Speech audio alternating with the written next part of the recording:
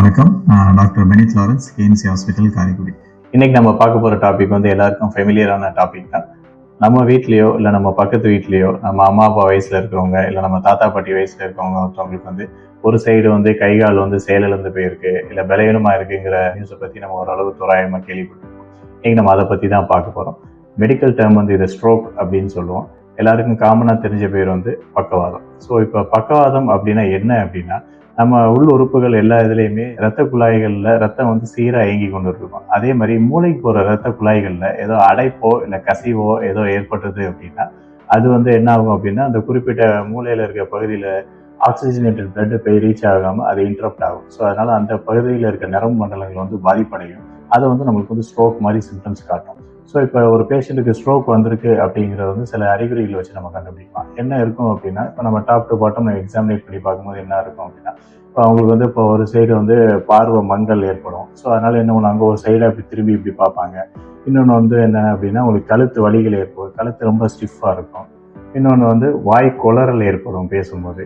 அடுத்து கழுத்து கீழே பார்த்தீங்க அப்படின்னா ஒரு சைடு கையோ காலோ செயலிழந்து போயிருக்கும். கை கால் தூக்கி வைக்க முடியாது, அவங்களுக்கு அந்த பவர் ஸ்ட்ரென்த் எதுவுமே இல்லாமல் இருக்கும்.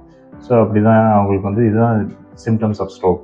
இது பேஷண்ட்டோட அட்டெண்டர்ஸ் நம்ம இப்போ கேஷுவாலிட்டி எமர்ஜென்சி டிபார்ட்மெண்ட்டில் வரும்போது என்ன சொல்லுவாங்க அப்படின்னா, நல்லா பேசிகிட்டு இருந்தாங்க சார், திடீர்னு பேசிகிட்டு இருக்கும்போது மூக்கு வழியாக புற ஏறுது, அப்புறம் சாப்பிட்டது வாந்தி எடுத்துட்டாங்க, வாய் ஒரு சைடாக இழுத்துட்டு இருக்கு, ஒரு தண்ணி குடிக்கும்போது ஒரு சைடாக ட்ரூப்பிங் ஆகுது அப்படின்னு சொல்லுவாங்க. இன்னொன்று சாப்பிட்டு இருக்கும்போது அப்படியே மயங்கி கீழே ஒரு சைடாக சாஞ்சி கீழே வந்துட்டாங்க அப்படிம்பாங்க.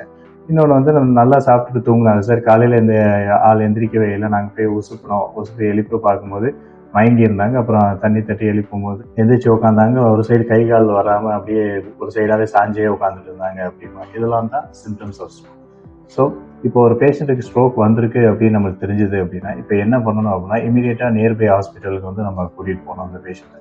அது எவ்வளோ டியூரேஷனில் கூட்டிகிட்டு போகணும் அப்படின்னா, மேக்ஸிமம் 4.5 மணி நேரத்துக்குள்ளே நீங்கள் கூட்டிகிட்டு வந்தீங்க அப்படின்னா அவங்களுக்கு மருத்துவ ரீதியான உதவிகள் கொடுத்து அவங்கள அந்த ஸ்ட்ரோக்லேருந்து அவங்கள இயல்பான வாழ்க்கைக்கு கொண்டு வரதுக்கான சான்சஸ் இம்ப்ரூவ்மெண்ட் ரிகவரி ஸ்பீடு கொஞ்சம் அதிகமாக இருக்கும். சில வீக்ஸ் to மந்த்ஸ்க்குள்ளே அவங்களுக்கு சில ஃபிசியோதெரப்பி ஃபாலோஅப்பில் வச்சு அவங்களுக்கு அந்த ரிகவரி ஸ்பீடு கொஞ்சம் ஃபாஸ்டராக இருக்கும்.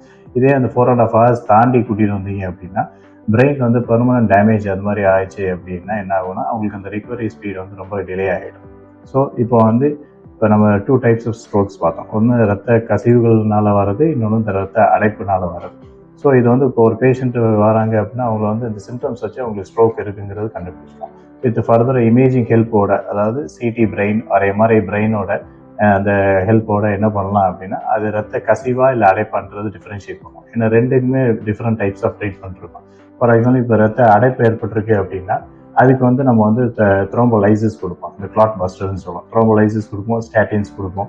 அது கொடுத்து அவங்களுக்கு அந்த மீடியம் ஆஃப் ட்ரீட்மெண்ட் கொடுப்போம். இதே ஒருத்தவங்களுக்கு இந்த ரத்த கசிவு ஏற்பட்டிருக்கு அப்படின்னா அவங்களோட பிளட் ப்ரெஷர் ஷூட்டப்பாக இருக்கும்.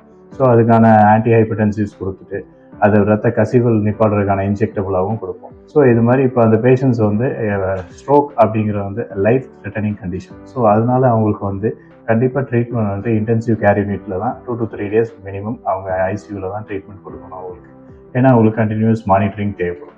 ஸோ இதில் அவங்களுக்கு அவங்களுக்கு என்ன விதமான ஸ்ட்ரோக்குங்கிற ரூல் அவுட் பண்ணி அதுக்கான ட்ரீட்மெண்ட் அவங்களுக்கு போயிட்டுருக்கும். ஃபர்தர் சைட் பை சைட் ஃபிசியோதெரப்பியும் கொடுத்துருக்கோம். எவ்வளோ சீக்கிரமாக நீங்கள் ஹாஸ்பிட்டலைசேஷன் அந்த பேஷண்ட்டை கூட்டிகிட்டு வரீங்களோ ஸோ அதை வச்சு தான் அவங்களுக்கு ரிகவரி பீரியடுமே இருக்கும். ஒன்ஸ் ஆஃப்டர் டிஸ்சார்ஜ் பேஷண்ட் வீட்டுக்கு போயிட்டு இருக்கும்போது ஃபர்தர் நீங்கள் ஃபிசியோதெரப்பி ப்ராப்பராக ஃபாலோஅப்பில் இருக்கும். ஸோ அது ஏன் ஃபிசியோதெரப்பி கொடுக்குறோம் அப்படின்னா, ஸ்ட்ரோக் மூலமாக அந்த நரம்பு மண்டலங்கள் பாதிப்படைஞ்சது ஃபிசியோதெரப்பி மூலமாக தான் நம்ம திரும்ப ரீகெயின் பண்ண முடியும். ஸோ அவங்களுக்கு எவ்வளோ ஃபிசியோதெரப்பி கோர்சஸ் எடுத்துக்கிறாங்களோ அது பொறுத்து தான் அவங்களுக்கு அந்த ரிகவரி பீரியடுமே ஏர்லியராக இருக்கும். தேங்க்யூ. காரைக்குடி கேஎம்சி மருத்துவமனை. முன்பதிவிற்கு 9688222044.